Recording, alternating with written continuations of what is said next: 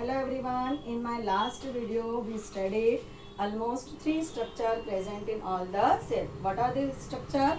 Plasma membrane, nucleus, and cytoplasm. Plasma membrane is a soft and delicate membrane. It is also known as selectively permeable membrane because it permeates the some material in and out of the cell. फिर हमने पढ़ा था बेटा cell wall only present in plant cell, absent in animal cell. Next, come to the next point. अब बेटा let us describe या let us observe the cell of our own body. अब हम अपनी खुद की बॉडी की सेल को ऑब्जर्व करेंगे. कैसे ऑब्जर्व करेंगे बेटा?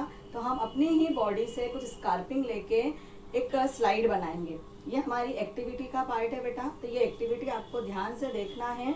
इस पे बेस्ड क्वेश्चंस एग्जाम में आते हैं बेटा. तो हमारा एम क्या है बेटा? To prepare a temporary mount of human cheek cell. हम क्या प्रिपेयर करेंगे बेटा? Temporary mount of human cheek cell. जब हम स्लाइड प्रिपेयर करते हैं तो बेटा उसको बोलते हैं temporary mount human cheek cell. अब हम अपनी गाल से हम स्कार्पिंग लेकर स्लाइड बनाएंगे. अब सबसे पहले क्वेश्चन ये आता है बेटा कि हम सैंपल कैसे कलेक्ट करेंगे ना. तो आप में से कोई सोच कैसे सैंपल कलेक्ट करेंगे? क्या हम कोई एक निडिल लेंगे और हमारे गाल को ऐसे ऐसे ऐसे ऐसे कुचल लेंगे? नहीं बेटा. तो हमेशा ये ध्यान रखना है कि जब भी चिक सेल की स्लाइड बनाएंगे तो जो मटेरियल है वो हमेशा हम अपने चिक के इनर साइड से कलेक्ट करेंगे with the help of toothpick. ये बात आपको बहुत अच्छे से ध्यान रखना है. तो जब भी बेटा स्लाइड बनाएंगे तो हमको क्या क्या मटेरियल रिक्वायर्ड है? Glass slide, water, needle, cover slip, methylene blue. अब हमने बेटा जब ओनियन पील की स्लाइड देखी थी उसमें हम जो स्टेन यूज करते हैं वो सेफ्रेनिन है बेटा. लेकिन जब हम एनिमल सेल की स्लाइड बनाएंगे तो वहां पे आपको ध्यान रखना है बेटा कि ये जो स्टेन है वो हम कौन सा यूज करेंगे? Methylene blue solution and toothpick. अब हम इसकी स्लाइड को कैसे प्रिपेयर करेंगे? तो बेटा अब हम देखते हैं इसकी प्रोसीजर क्या है. सबसे पहले हम क्या करेंगे? Take a clean glass slide with a drop of water on it. मैंने आपको ग्लास स्लाइड बताया था. एक ग्लास की बनी हुई पट्टी होती है, उस पर हम एक ड्रॉप क्या रखेंगे बेटा? वाटर रखेंगे. Gently scrape the inner side surface of the cheek with the help of clean toothpick. अब हम क्या करेंगे बेटा? एक टूथपिक लेंगे और हमारे चीक की इनर साइड से हम स्कार्पिंग मतलब क्या करेंगे बेटा? सैंपल को कलेक्ट करेंगे. Then with the help of needle transfer this material on the center of the slide. अब निडिल मतलब क्या होता है? पर एक पॉइंटर जैसी मेटल की एक सुई होती है, ठीक है. तो उस निडिल की हेल्प से हम क्या करेंगे? अभी इस मटेरियल को स्लाइड के सेंटर पे ट्रांसफर कर देंगे.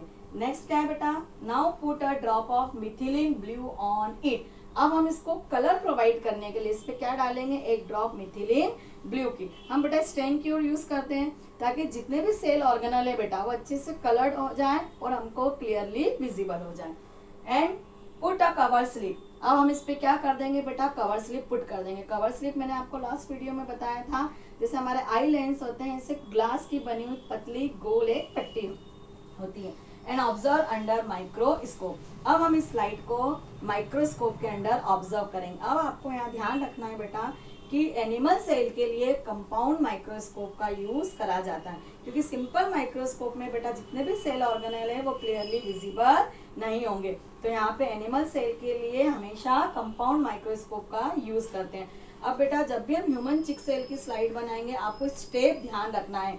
तो सबसे पहले जब भी हम हमारा मटेरियल कलेक्ट करेंगे inner side of the cheek तो सबसे पहले हमको क्या करना है? Rinse our mouth. हमारे माउथ को अच्छे से हमको रिंस करना है, धोना है बेटा. उसके बाद आपको सैंपल लेना है. तो आपको इस स्टेप ध्यान रखना. अब जब हम इसको अंडर माइक्रोस्कोप ऑब्जर्व करेंगे तो बेटा हमको कुछ इस तरह का स्ट्रक्चर दिखाई देगा. तो बेटा जब हम स्लाइड को ऑब्जर्व करते हैं अंडर कंपाउंड माइक्रोस्कोप तो हमको इस तरह का स्ट्रक्चर दिखाई देता है. अब आपको ध्यान रखना है बेटा ये एनिमल सेल है तो यहाँ पे सेल वॉल क्या होगी? एब्सेंट रहेगी. यहाँ पे ओनली क्या प्रेजेंट है बेटा? Plasma membrane. तो हमको बीच में इस तरह का एक स्फेरिकल स्ट्रक्चर दिखाई देता है बेटा, उसको हम बोलते हैं न्यूक्लियस. तो अब हमारा जो नेक्स्ट है स्ट्रक्चर है वो है बेटा न्यूक्लियस. अब हम उसको समझेंगे. बेटा हमारा नेक्स्ट स्ट्रक्चर है न्यूक्लियस।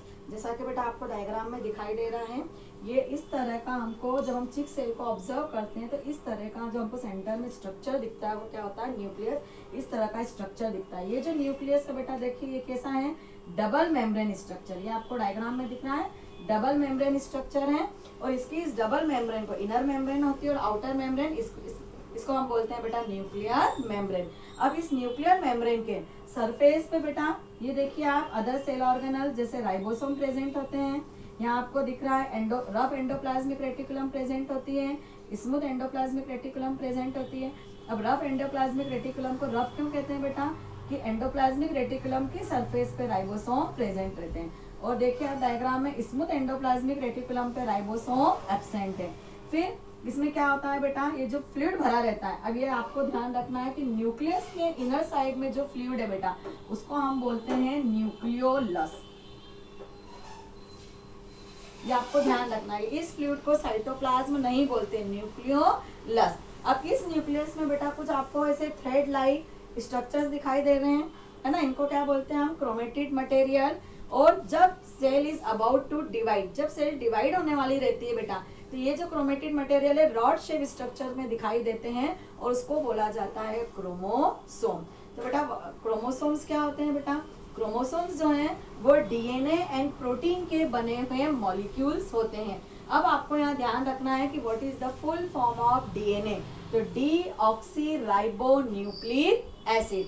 अब ये जो डीएनए है बेटा, तो जब ये फंक्शनल हो जाते हैं, मतलब जब ये काम करना शुरू कर देते हैं, तब उन डीएनए को बोला जाता है जीन्स। तो what is genes, the functional segment of DNA is known as genes बेटा। अब ये जो हमारे कैरेक्टर्स हैं बेटा, जो हमारे फीचर्स हैं, one generation to another generation in DNA के थ्रू ही बेटा ट्रांसमिट होते हैं।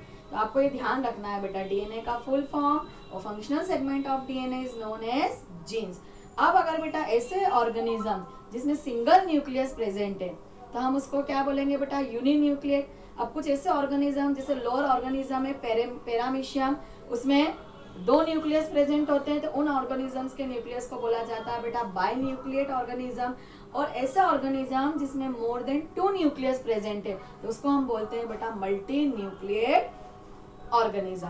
तो ऐसे बेटा ऑर्गेनिजम्स में सिंगल न्यूक्लियस हो सकता है, 2 न्यूक्लियस प्रेजेंट हो सकते हैं, या मोर देन 2 न्यूक्लियस प्रेजेंट हो सकते हैं। अब ये जो न्यूक्लियस है बेटा, इसका सबसे क्रूशियल रोल है at the time of reproduction, क्योंकि रिप्रोडक्शन में सेल क्या होती है बेटा, डिवाइड होती है। और जब सेल डिवाइड होती है तभी हमारा जो है क्रोमोसोम विजिबल होता है। तो अभी ये हमारा कंप्लीट हो गया बेटा न्यूक्लियस। और इस न्यूक्लियस क्या कहाँ प्रेजेंट होता है बेटा, एट द सेंटर।